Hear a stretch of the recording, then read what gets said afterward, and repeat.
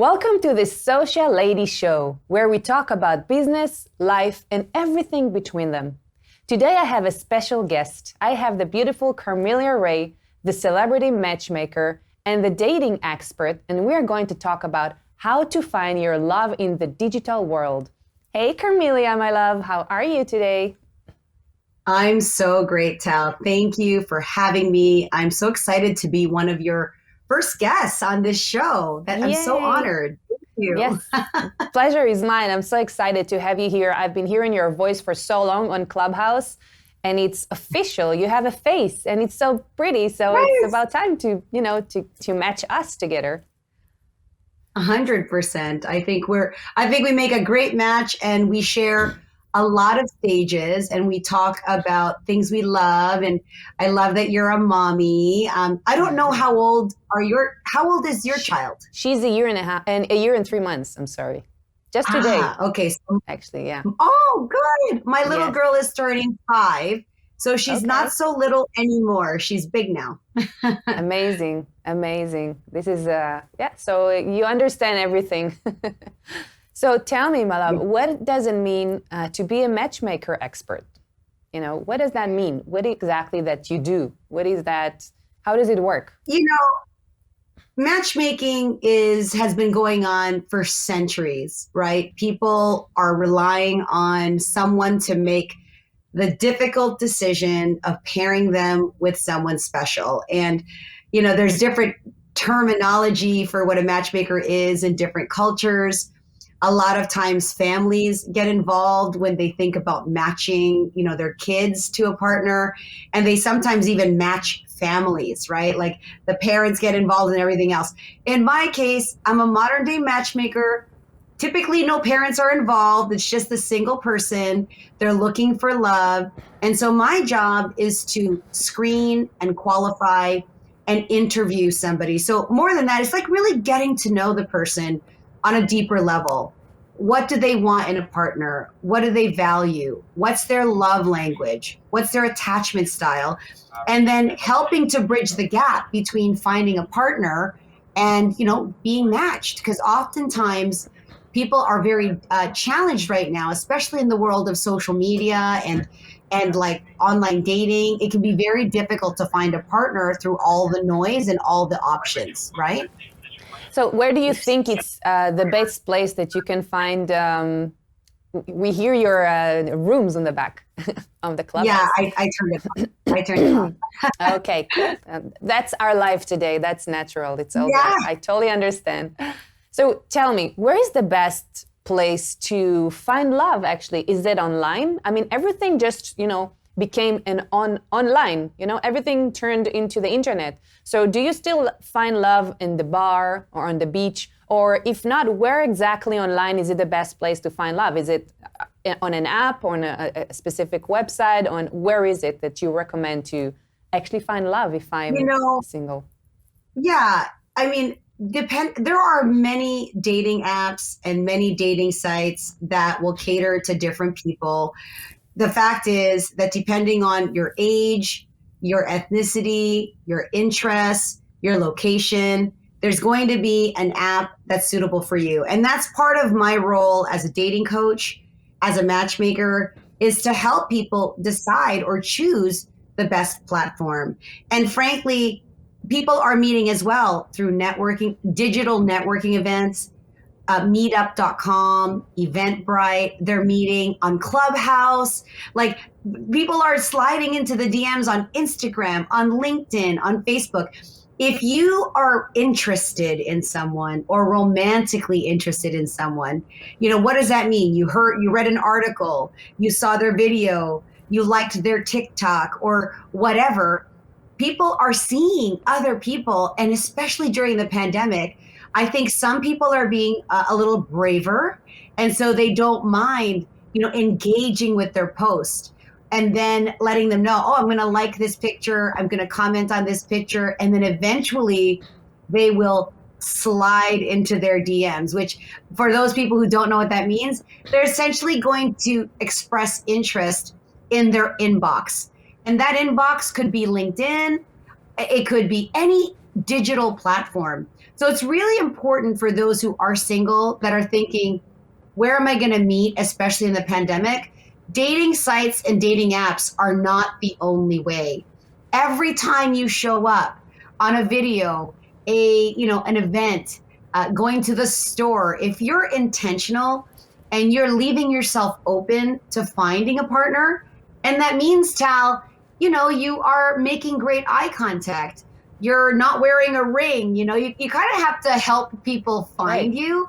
Mm-hmm. That's the thing, right? Like if you post things, I'm single and looking, I'm ready to meet my man. Some people are really shy about their single status, or Mm-hmm. they feel, embarrassed about it, and they don't, utilize Google or their platforms to say, hey, I'm available. I welcome invitations to, reach out to me.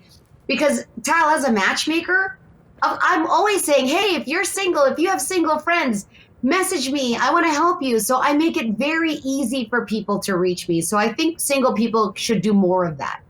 That's great because a lot of people when I remember that when I was single, there was no chance that people would know it. I didn't write it anywhere, and I mean, I spoke about it here and there. But if people don't put it out there, they won't find. I mean, they won't be seen. They won't be found, by other people. And it's. I totally agree with you that you shouldn't be shy, especially on those times of internet and digital. So many options and Absolutely. so many ways and so many channels to actually meet the love of your life. And I know that you've been interviewed. You interviewed so many singles.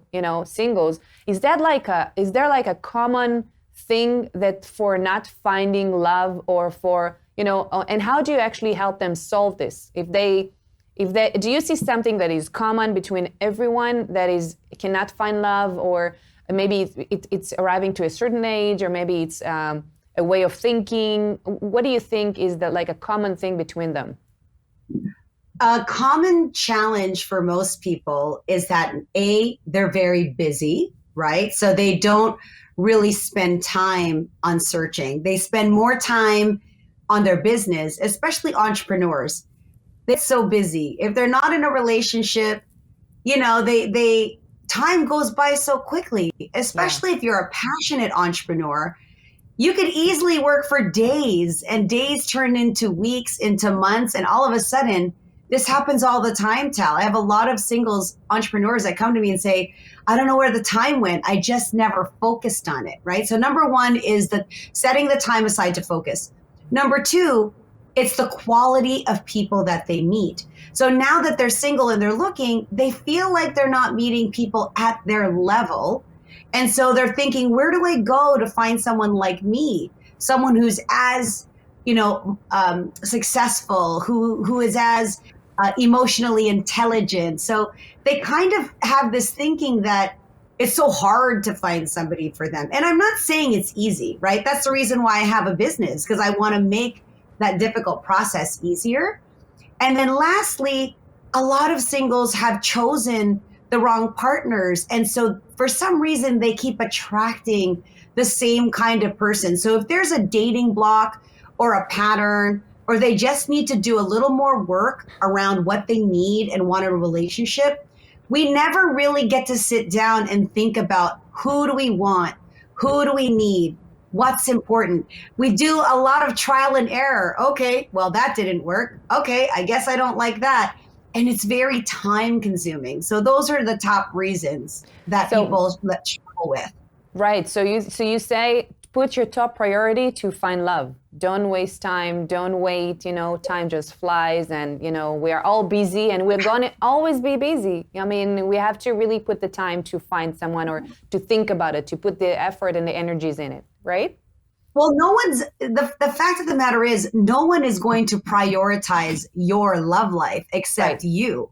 Right. And it's the same thing as people who, I think of it in weight loss industry. If you're in the fitness industry, or if you're someone that wants to lose weight, but you don't exercise, you don't eat right, it's not going to miraculously solve itself.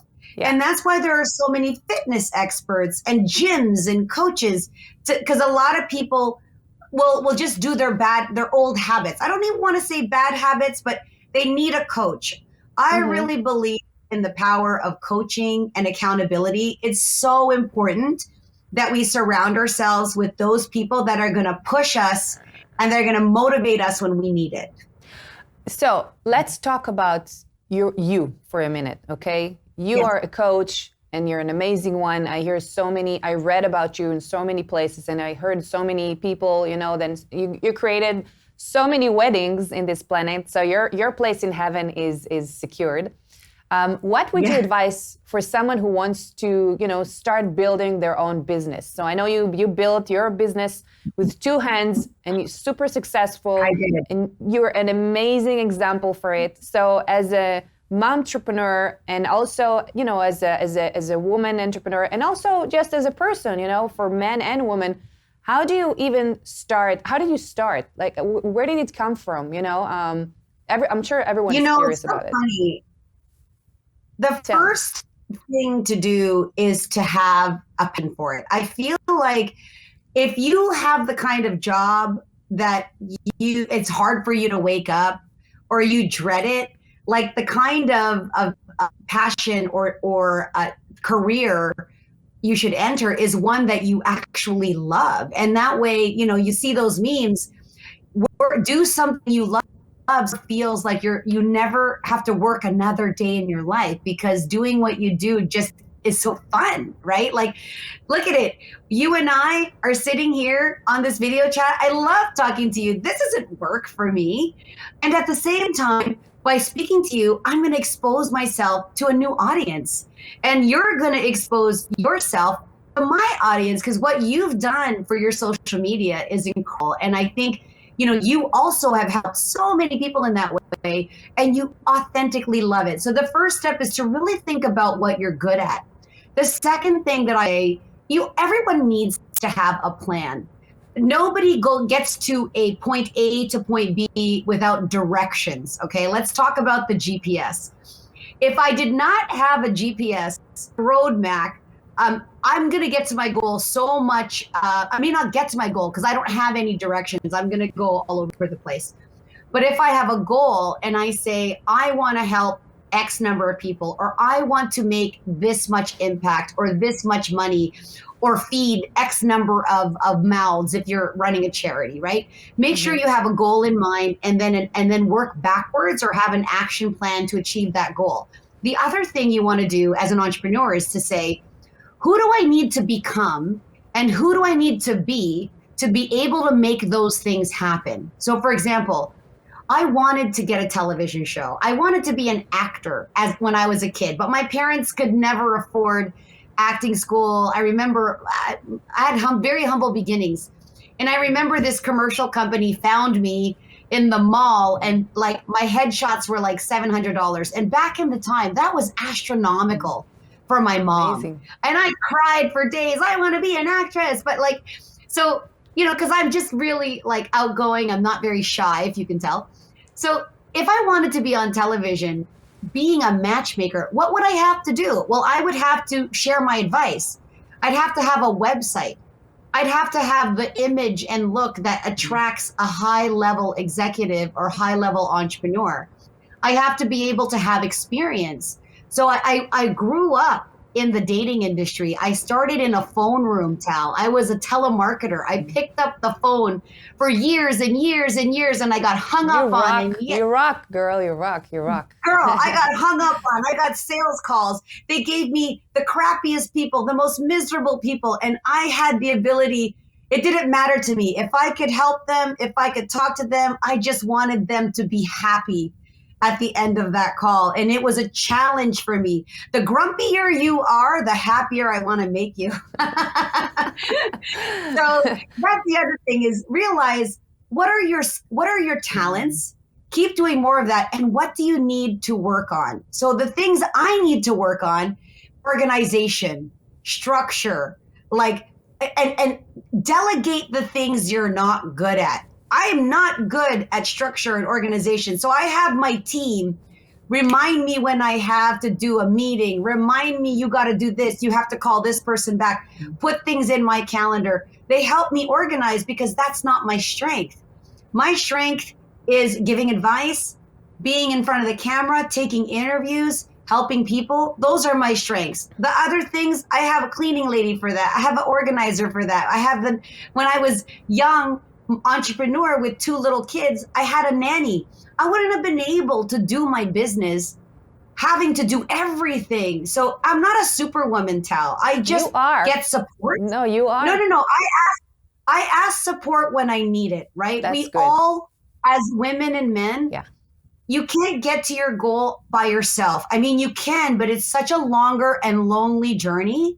And when you realize that your competition is your collaborative people, they're not your competition, they're people that can help and you can learn from, the faster you're going to get to your goal. So those are my quick tips and how I think you should start your business. And learn, constantly educate. I don't think I could be where I am if I didn't hire coaches, if I didn't invest in myself, and if I didn't ask for help when I really needed it. I didn't ask for help a lot. I ran away from home as a kid because my dad was very strict. And I did a few years where I was rebellious and I didn't care and didn't listen. I could do it all. And that got me into a lot of trouble. And now I don't do those things. I have a very colorful story. Oh my God, woman, you're amazing, girl. This story blows me up. You're one of a kind, and you are a superwoman. I think basically every woman, she's a superwoman. Doesn't matter what she does and who she is. The fact that she's a woman gives her so many strengths and things that she can do that, it's really, really amazing. Listen, your story is absolutely amazing. And so explain me now, because I don't understand. I see you all day on Clubhouse. Whoever doesn't know what is Clubhouse, that's an amazing new app that just came out recently, like a year ago. And it's like a voice over option to create a communication in rooms and in clubs. It's hard to explain. Right? It's so weird. So to give an example. Yes, go ahead. I was here with you doing a podcast, but I had my Clubhouse running, right? Because when you're on Clubhouse, it's very team based. So even though it looks like I'm on the stage or I'm present, like my face is there, I have communication with the people who are running the room, or if it's my room, I will say, hey guys, I have to make dinner. Who can be the lead? Okay, great. Hey guys, I have to go do a television show. Who can be the lead? Now, the reason why I stay on stage is there's visibility. Even if you're not speaking and you're on the stage or you open that room and you have a community that can support you, it really is like a chain link fence. Everybody kind of like bands together. So, Tal, if you started a room and you knew it was going for 3 hours, you might say, hey, ladies, I'm going to start this room. Who can be the lead from 1 to 2? Who's going to do 2 to 3? Who's going to do 3 to 4? So it really doesn't feel like you're by yourself. It really feels like you're together. So to answer your question, it looks like I'm there. I am there, but I also have a team that's helping to manage the direct messages. Yeah, I didn't even finish the question. The question was not actually about Clubhouse because not everyone knows what Clubhouse is. I just wanted to ask, you are on Clubhouse a lot, but not only on Clubhouse. I see you on Instagram, you're all in the stories, so you're super busy. You're always doing videos. You're always in meetings. You are tremendously busy and active, and this is so amazing. And I would like to know, how do you manage that? That's what it was my question. And if you have a team, that makes much more sense. But maybe you share with us, how do you manage everything? I mean, you're a mom, you're a businesswoman. You need to sleep a few hours a day. So, at night. To be frank, I literally sleep about 6 to 7 hours a day, to be honest. I sleep about 6 to 7 hours a day. I could probably use more sleep, but I also take a nap in the day. Middle of the day, I take a nap. So I might take a nap at 3 o'clock or at 4 o'clock because I just need a 45-minute snooze and it just makes me feel so rejuvenated. I have two older children. I have a 22-year-old daughter and I have a 16-year-old son. So my two older kids, my older daughter's already working. She's a big help. So I don't really need to watch her. It's just my younger daughter who's 4 turning 5. And I have the incredible support of my partner. So that is how I make things happen, is he definitely helps me when I need the help. And then she's in school all day. So I just try to be as effective as possible when she's in school. And that's how I make it happen. So I have this of the day to everyone else. And to be honest with you, I think I'm a little bit of a workaholic. I have to admit, like, there's so many people that need love, right? Like there's so many people that need love. So I what am I going to do? I have to do that. I'm flashing the mic. And you know what I mean. I know. That's amazing. So well, first of all, I'm overwhelmed that you have two grown-up kids, as a 25 years old as yourself. I don't know when you had the time to make those two kids, but that's amazing. I'm almost, I'll be 50 next year. I'm celebrating my 50th birthday next year. So. Are you going to do a big celebration room on Clubhouse or? Well, my birthday is March 25th and write it down, everyone. I know this will be the second year that I will have a quarantine birthday. So on my 50th birthday, God willing, and if the universe, deals with this situation, I am going to have the biggest party on the planet on my 50th birthday. Oh my God. Yeah. Where do you live, you said? Remind me? Toronto. Toronto? Is it going to be cold at that time or is it going to be warmer? Well, March, it'll be a little bit cold. Chill. It's always cold in Toronto, I think. Sometimes it's still snowing on March. And so, and then my two older kids, one is November, one is December. So thank goodness that my baby's birthday is July because I get to celebrate a birthday in the summer. Otherwise, we just celebrate all in the cold. Amazing. So about your babies, how do you, bring them, what is exactly that you are guiding them in life on dating? So do you see them like, I know if it's a tricky question, I'm happy that no, not at all. I'm but very open how do you guide them on, should they go to a dating apps or what would you recommend them to do if in dating world? What's really are you going to match them? Are you going to match them their date? No. If she lets me. So I have been listening to my daughter's. No, I'm my daughter's ear. Like I'm not her coach, but she obviously has come to me. I'm very honored that she speaks to me about her relationships.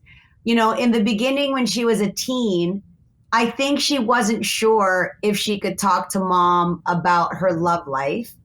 Especially, having her first experience and all of those things. And, there's certain things like it's new for me too. Like, oh my goodness, how do I talk to my kids about these issues that she's now a woman, like she's a grown woman. So we do talk about relationships and I'm here for her. She knows I'm here for her for anything. And what's great about it is we don't always agree. My advice is not always advice she takes, and that's fine. And, I in my heart, she is such a good human being. And I do believe she has a great judge of character. My daughter has a very old soul, so I'm not concerned. My son, who's 16, turning 17, said to me later, Mom, when are you going to hook me up with a girlfriend? And I'm like, I'm not hooked with no girlfriend. You don't date. He's a little bit more like he's getting interested in women, but he's at home in lockdown with no friends and just a computer. So it really saddens me to see the experience of his high school experience. It's so different than mine. And he really is missing the camaraderie, the cafeteria, the room, the whole high school experience is just, it was my favorite time in my life, being in high school. So Yeah. I really, really hope that he will get experience soon, because that's something that he's really missing, and he's missing the interaction with his classmates. So that is something that I hope we'll be able to deal with very, very soon. But we are still in lockdown, my friend. Yeah. It's, I was going to ask you about, the COVID, how do you think it's going to affect relationships? COVID has put us all together in lockdown and has put us all isolating in our houses and, not getting together, and a lot of social distancing. So how do you think it's going to affect the relationship world, the dating world, I guess? Is it going to be easier because now people are going to find people online? Is it going to be harder because, people less meeting other people? What is your take on that? I think what's here to stay is video dating. Mm-hmm. Because now some people won't even leave their house, because now they can like turn on they literally can take their phone and be like, I want to see you, right? Yeah. Because in the past, you would text, or you would show pictures, or you would go to social media. But now it's like, I'm not going to leave my house unless I know you are who you say you are. So I think that video dating is going to change the game for sure. The second thing is, listen, I feel sorry, like I just want to say, I think that now I forgot what I wanted to say. I had to cut my thoughts were cut. I was talking about video dating. And so yes, sorry, I wanted to say there's no going to be any more blind dates. This term blind date, I think it's done. It's gone from the world. Yeah, there won't be blind dates. That's what I wanted to add. The other thing is, because let's look at Clubhouse. People hear voices. You start talking about your life, your kids, your money. You have money, you don't have money. You're stressed, you don't have stress. Conversations are so intimate very fast. So I feel like the pandemic has kind of let people's guard down a little bit. And people are starting to ask really deep, really serious questions right away. It's like, who do you live with? Did you have COVID? Do you have an STD? Are you financially strapped? Like, do you have a car? Who else do you hang out with? Did you get the test? There's so much going on during the pandemic that people are getting into your world and asking deeply personal questions very early on. And so I don't know if people are still going to feel comfortable, or if they're just going to say, yeah, I guess they have to ask me who I live with because they don't want to catch the virus, right? I guess they have to ask me if I've had sex recently because I don't want to catch the virus. So it seems like everything is about your health and safety. We didn't have those concerns before, where dating could lead to death. I mean, dating could lead to respiratory failure. I mean, this is a whole new ballgame. Yeah. But I also think that people will no longer take advantage of their freedom, and they'll no longer waste their time. I believe that they will be focused on quality connections and quality conversations over random hookups. And you know what, Tal? I could be totally wrong. Maybe when the world opens up, people are just going to jump on each other and have sex and do things because they're like, because they were so isolated. I don't know. Only time will tell how people will react. Yeah, I guess. And we're all going to wait for that to happen, because we can't wait the world to be opened back to us, so we can all go out and hang, and I can fly to you and see you, and just hug you and hug your kids and have dinner together. Yes, 100%. So much. So, on the Instagram, I see that you do a lot of, a lot of video and a lot of shows. What else do you do on your aspect of your business? What else is that you are creating? I mean, how do you bring yourself out there? I mean, what do you do? I know you do some podcasts like we do now. What else is that you do? I have a podcast. Yes. I just launched a matchmaking academy. So I'm actually certifying new people who want to become a matchmaker just like me. We just had another student in Atlanta join us. So now I'm going to open up Atlanta matchmaking under my division for Atlanta singles. We opened up an office in Dubai. So we now have the Arab Cupid. We're going to be opening up an office in India. So we are just going global with our school. And then, of course, I love to help entrepreneurs with their visibility.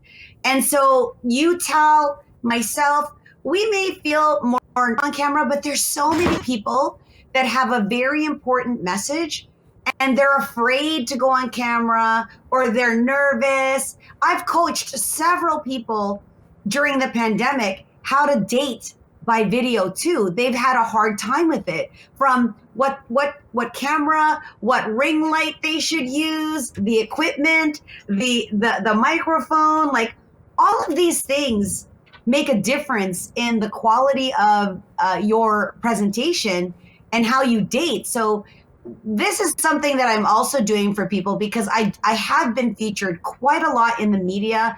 I've been on 4 television shows. I've been 2 documentaries, several news outlets, multiple morning shows. And the reason, it's not because I'm special, it's because I do work with lots of singles. You are. And we're all special. I think we are all special. Let's be clear. Thank you for that. But it's because I have the opportunity to share my message and to share it pretty powerfully, right? I feel like my responsibility is to help people in that way.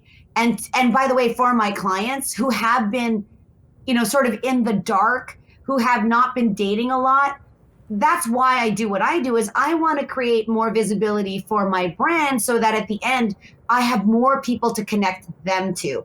The more people that connect to me, the more opportunities it will hopefully translate to the people that I'm working with. So that's the whole reason. Same with your social media. Like the more social media you grow, the more you can impact people and show them how they can do what you do and positively impact people, which is why we get along so much. I get it. I get what you do and I get why you're here. And I think more people need to, surround themselves with like-minded people. So, Carmelia, my love, where we can find you? If someone goes to look for this academy, where does he find it? My school is the matchmakingacademy.com. Mm-hmm. But if you want me, I want Google only you. Carmelia Ray. At Carmelia Ray Instagram, at Carmelia Ray Facebook, LinkedIn, Twitter. My website is carmeliaray.com. So I have all the branding on all the social media platforms. Very, very easy to find me. And I really want to thank you for allowing me to be your first guest on The Social Lady. I can't wait to share it with everybody in my audience. And I'll see you on Clubhouse later today, probably. Yes, probably. I have one last question for you, girl. And it is a very important question. And the question is, if you were an animal, which animal would you have been and why? That's a tricky question. I know you're not prepared, but that's my final question for you. Yeah. If I were an animal, which, the first animal that comes to mind is the cute little dog that is the Pomeranian, like the little teeny tiny Pomeranian. I love them. I love that. Uh-huh. But I also really love pandas. I love pandas for some reason. But I don't want to be. The only other thing that I was going to say was a cougar, because I'm like an older lady now and my partner's younger than me. And I'm like a little cat, so I can be vicious sometimes, and I can be super, like sleek. So that's in me. I love it, girl. You're so adorable. Okay, thank you, girl. I'm so happy to have you here on my show, and we should do it again. It was so much fun. Yes. And I'm And going to have you on my show, and I would love to have you on my show. So I'll send you a link for that so we can both, you share your audience with me, and I share my audience with you, and we all make one big happy family. yay! Sounds good for me, girl. Yay. All right. All Thank you right. so much for joining us. I'll see you online. Okay. Bye. Mwah.